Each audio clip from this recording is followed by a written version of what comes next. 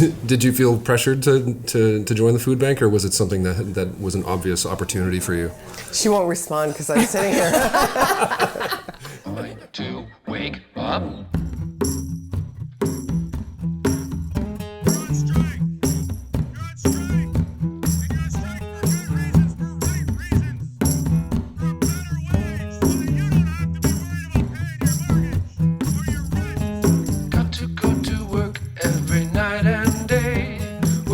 So you eat and have a place to stay. Your mama goes to work, your daddy takes a turn at night.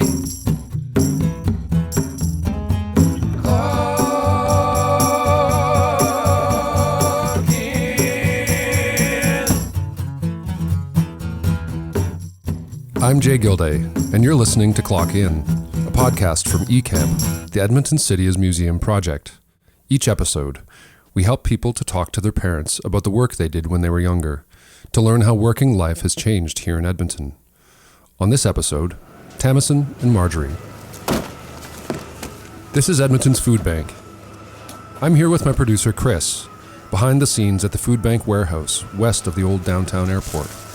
Volunteers are packing hampers for local families in need. Bell peppers, pasta, cream scream soda, rice. I'm noticing that everybody here is busy. Not standing around? Not standing around. Our guide today is Tamisan Bencz-Knight. She works as manager of strategic relationships and partnerships here. Every day is a busy day for us. Yeah. So we're actually open 7 days a week, 4 evenings a week, so that we're able to keep up with the need.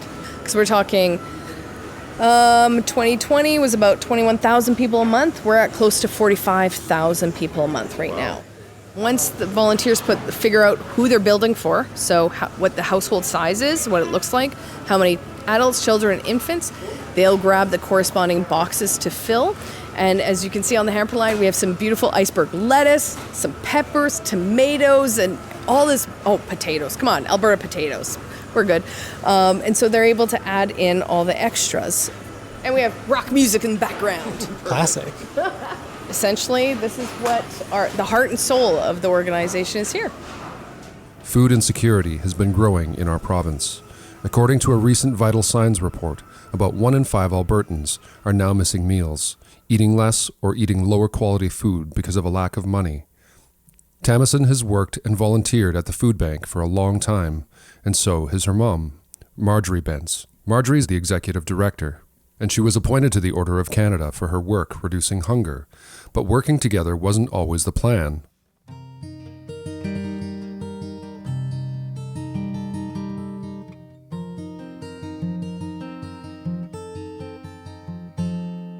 Tamisan, I'm wondering, you ended up working with your mother as a lifelong job, hey? Yes, I kind of stumbled upon it. Realistically, I think back in the day, I wanted to be a police officer. So I got my police major at Grant MacEwan and met some great people there. I loved the work and loved my placements at K Division and everything. And a good friend of mine, he's in Ottawa with the RCMP now. But after all that and after my degree, I realized that I really loved my work volunteering at the food bank, and if I could get a job there, it was even better. But I couldn't get a job right away. They wouldn't hire me. And I realize you've worked so closely with your mother over the years. So I'm sure you know a lot about her life, but we're wondering if there's any questions you might want to have answered about her work history or about her life outside of what you've experienced. Well, definitely Marjorie is an open book, and even hearing you call her mom is kind of odd. I think most people who know me as well, like even in personal time, it's Marjorie. It's always been Marjorie. And it's Marjorie and my dad. And so sometimes people think that I was adopted or I married into the family, but it's always been Marjorie. So for Marjorie, I think she has been an open book to me over the years. And her ability to just see things the way she does, like most people are like, well, once you get to a certain age, you're kind of stuck in your ways and you can't.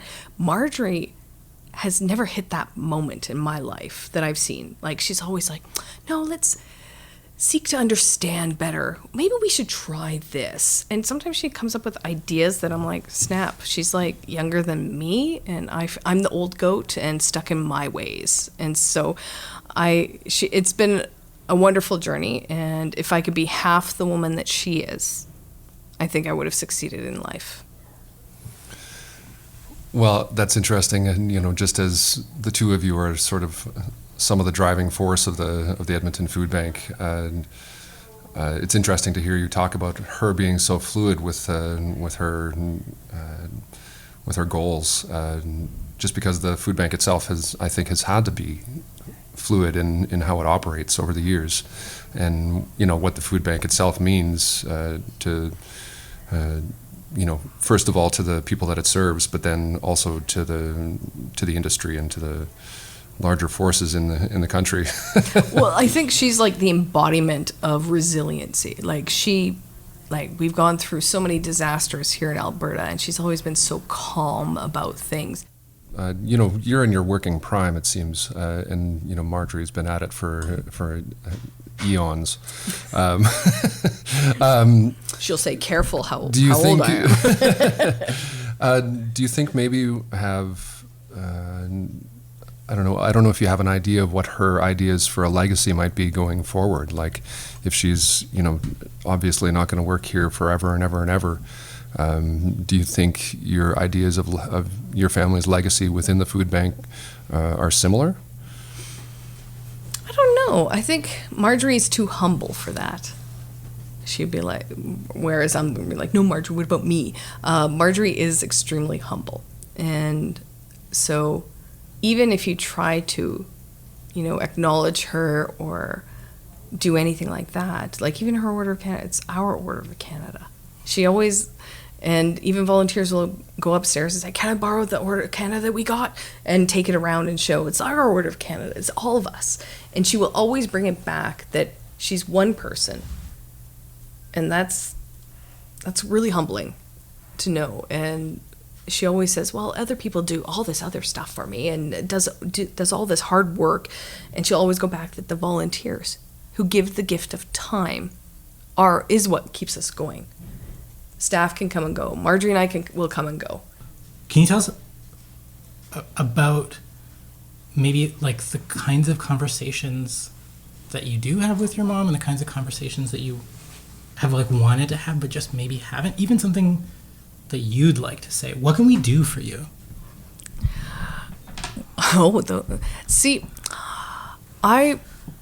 Marjorie and I think, like I'm going to say I'm the best of the three siblings, or the other two siblings. So I'm the best of the three.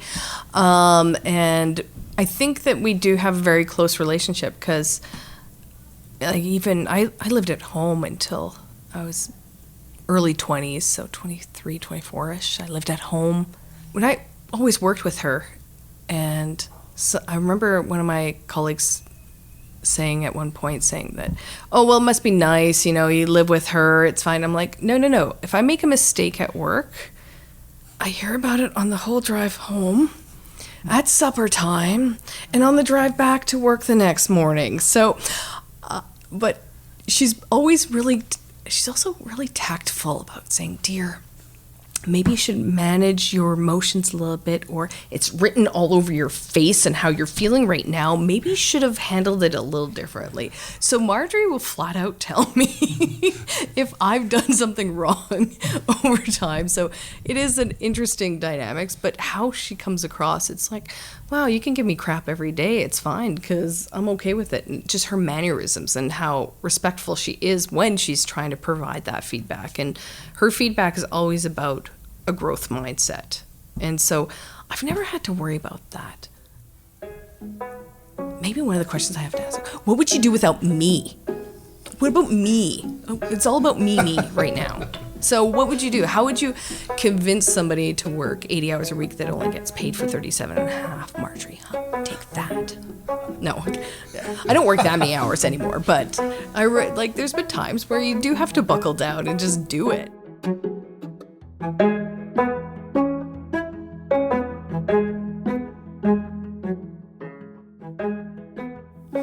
So what would Marjorie say about her daughter and her legacy, and what would happen if either of them stepped away? I'm Jay Gilday. This is Clock In. The next time we went to the food bank, we met up with both Tamisan and her mom. Okay, so I'm Marjorie Bencz. I'm Executive Director of Edmonton's Food Bank. And we're sitting in this modest room, which we call the boardroom here at Edmonton's Food Bank in the main building. And this was the first building in this area. Yes, that's correct. We're also here with Tamisan Bencz-Knight. How are you doing today? I'm fabulous. Busy, are we? It's the nature of life at the food bank, I think. And we are here to. I love learning about the food bank, but honestly, we're here to interview the two of you about your work history together, but also some origins and maybe where the family legacy lies. Marjorie, what was your first job? Like beyond, the babysitting and the dog walking stuff that people and looking after people's homes and their cats while they were away, those things beyond that. So, I worked at a number of jobs. One being the first one was for Shoppers Drug Mart, which was, the Shoppers Drug Mart was actually their first store that they opened here in Edmonton. So that was very exciting because it was setting up the store right from the get-go, and then I was a cashier and did other work for them. So that was in high school, and I enjoyed that relationship and working with the public. What high school did you go to? St. Francis Xavier in the West End. Yeah. So I'm an Edmonton girl. Yeah. Yeah. So I was born and raised in Edmonton. There's not many of us around, so that's the truth. Did you stay in that neighborhood like Tamisan? Did you end up going to the same high school? Yes, I actually did go to St. Francis as well. And Marjorie and my dad are still in the house that they built together that I grew up in. They're still there. My first house that I bought was only 4 blocks away. Once you're a West End person and West End girl, you're always a West End girl. So I have 4 kids, and I know that it changes the outlook of where the things that you want to do in your life. Was the food bank something that coincided with you having kids at all, or is there a connection there? Not particularly. I think my youngest one, she was a toddler, maybe 3, when I started doing some work at the food bank as a volunteer. At the time, I wanted to make some changes and do something different, and I had volunteered all the way since I was 14. I had been a volunteer. So I was interested, and I think in my head I wanted to be a volunteer coordinator, but I never ended up being a volunteer coordinator, just the way the world worked. And so I was taking courses at Grant MacEwan, and food bank was relatively new, and I kind of wanted to find out more about the work that the food bank was doing, again, meet new people and see what was happening in our community that maybe I hadn't witnessed or been part of. So that's what enticed me to be a volunteer at Edmonton's Food Bank initially. Tamisan, I know that before you worked here, you were training to be to join the police force. I guess I want to know, did you feel pressured to join the food bank, or was it something that was an obvious opportunity for you? She won't respond because I'm sitting here. Well, I've always had an affinity with policing. I love the rule of law. I still have my criminal code from back in the day. It was fun. I worked at, it was now the Starlight, but originally the Palace Casino. I met my husband there. He was a dealer. I was security. And so I thought that's what I wanted to do. And then going through training. I went to Grant MacEwan University and got my police major. I was myself and Justin Tremblay, who was one of my colleagues then at the time. We had the opportunity to go to K Division for the first time, the first students allowed at K Division, our CMP detachment here in Edmonton. But then after a while, I realized I have a lot of skills in some areas, and I really, really suck at identifiable features in people's faces. Like, I really can't, like, tell people apart. Like, it's a good thing I know that Marjorie's my mother, because I wouldn't, like, people just blend in. I really suck at that. So it's like, please describe this person. Well, you look exactly the same as that other person. And it just, I would suck at that job, to be honest. And I do like the legal sides of things that I learned, but then I thought to myself too, is that what do I really like doing? I loved the fundraising. I loved working with people at the food bank. I liked the events. I had many, many years of event planning. Don't have formal training as a fundraiser, but I have the historical knowledge that I enjoyed doing. And so it kind of just, they had an open competition for a role, and I applied, and the director of operations and the board members at the time hired me, so it's their fault, because Marjorie was never a part of that process. And so they hired me, they gave me keys, and now it's on them. This is all their fault. It's really hard to get keys back if you've ever tried that in an institution of any kind. That is true.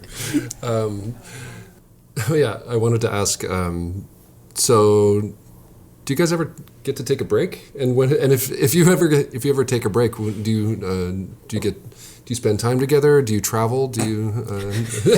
I know, good joke, but. Sometimes, I mean, Tamisan and her family were over for supper last night. With a grandson from another daughter.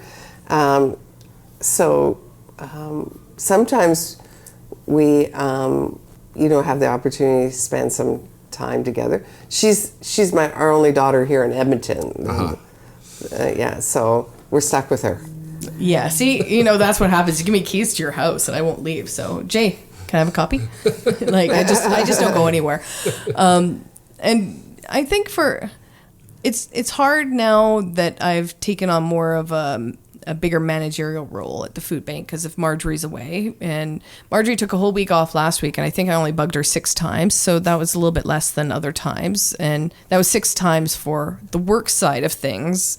But I think we try to give each other breaks, but it's sometimes hard when the food bank is its own little beast. Like, she's a lot bigger than most people probably imagine, and so many moving parts, and with actually a small management team and a small core managers, does rely and land on a lot of our shoulders, I think. Yeah, and we do have, great people that we work with, exceptional people.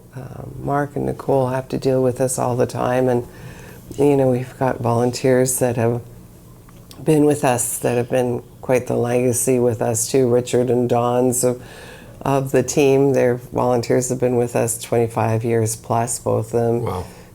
So, there is a core people that you're relying on to do great work, or hope that we're doing great work. And so lots of moving parts at any given time. Do you still sort of live in the day-to-day, or do you have sort of a plan for the future, like your future at the food bank, or? So you're going to ask me what I want to be when I grow up? Exactly. Okay. I thought I wanted to work for Canada Post. I wanted to be a letter carrier, but now I'm getting too old for that gig. But I always thought that would be a great job. You go door to door, delivering important items to people.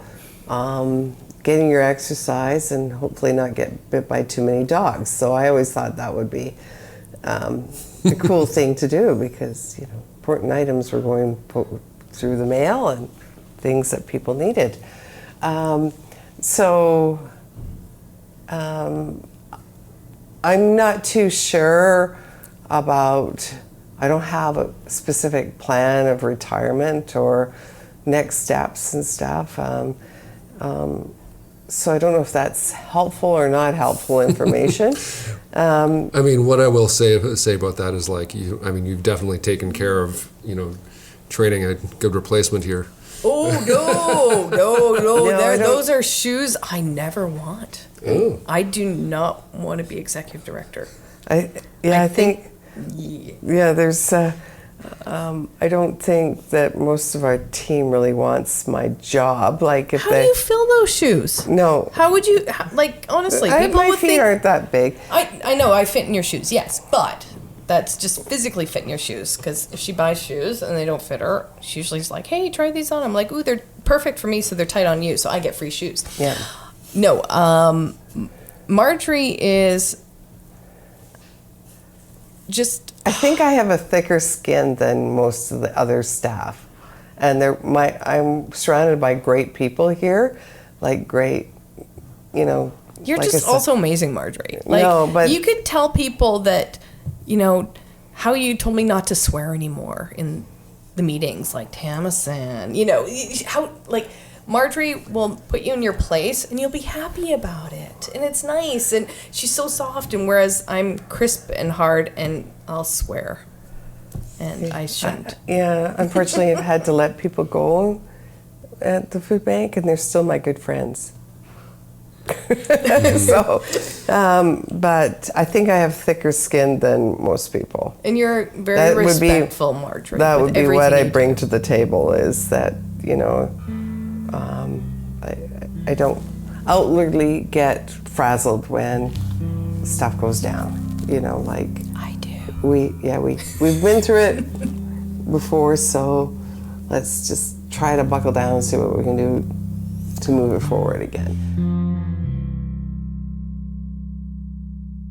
Tamisan, do you have any questions for your mom at all?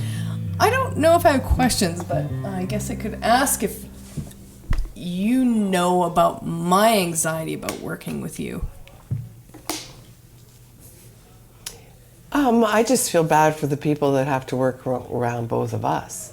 Oh, there's that too, yeah. That's the group that I worry about. I can read Marjorie's subtle little, how she says something. I'm like, ooh, I'm just going to sit here quietly because that is Marjorie's angry message, even though you can't tell with her voice. But I know. No, I definitely have the whole idea of nepotism always bothers me. Now I'm going to get all emotional because of it.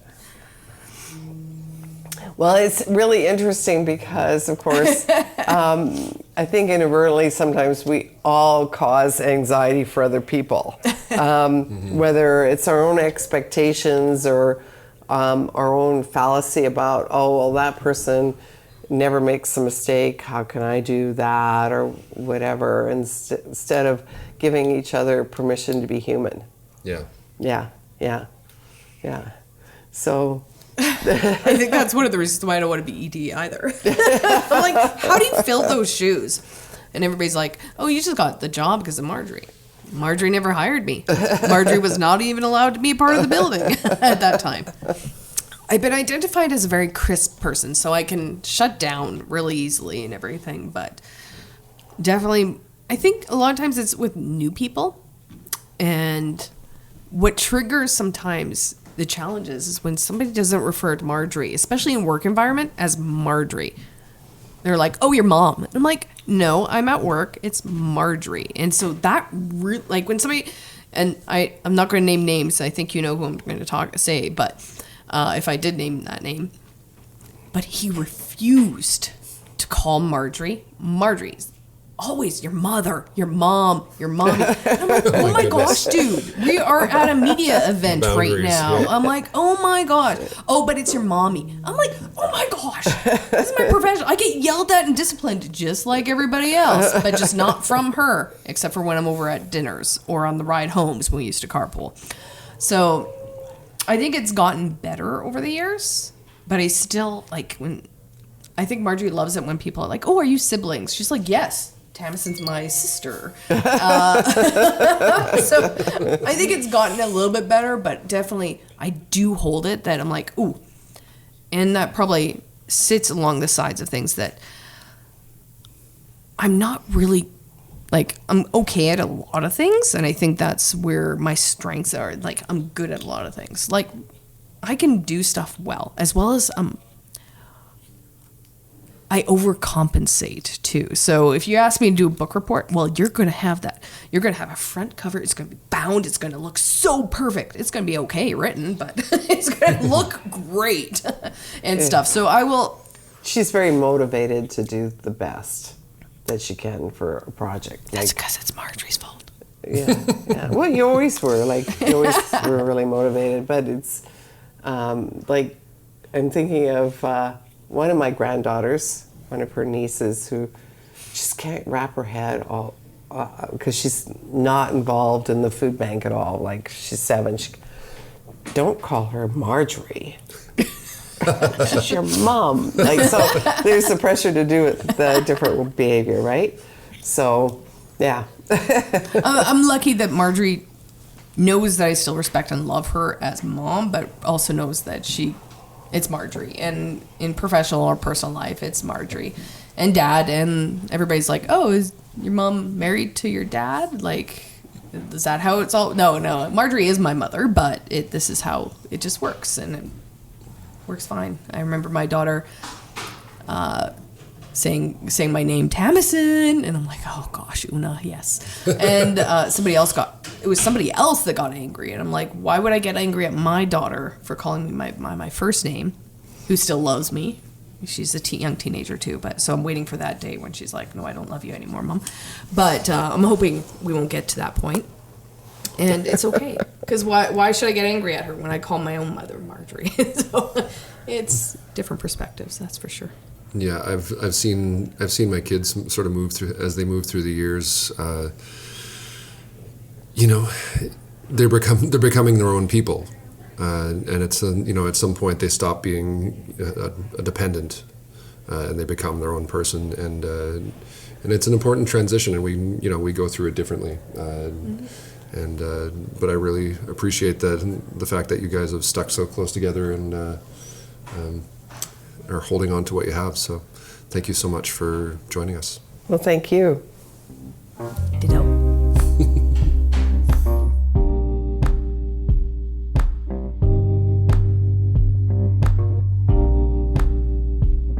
That's it for this episode of Clock In, presented by eCamp, the Edmonton City's Museum Project, an initiative of the Edmonton Heritage Council.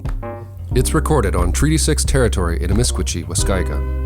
Clock In was produced by Joe Hartfile and Chris Chang-Yen Phillips. Our researcher is Kathy Roy. Artwork and design by Mike Kendrick and Rafaela Loro. Music for this show was produced by Blue Dot Sessions and myself, Jay Gilday. Thank you to our guests for this episode, Tamisan Bencz-Knight and Marjorie Bencz. On the next episode of Clock In, Stephanie and Henry Harp. A conversation about healing and being treated like a human being at work. New episodes of Clock In come out every Monday. You can find them in the eCamp podcast feed on Apple Podcasts, Spotify, YouTube, or wherever you listen. You can hear all of our episodes on the eCamp website, citymuseumedmonton.ca. Listen to Clock In Wednesdays at 5 p.m. right here on the mighty CJSR. And you can see pictures from each episode by following eCamp on Instagram and Facebook at YEG City Museum. I've been your host, Jay Gilday.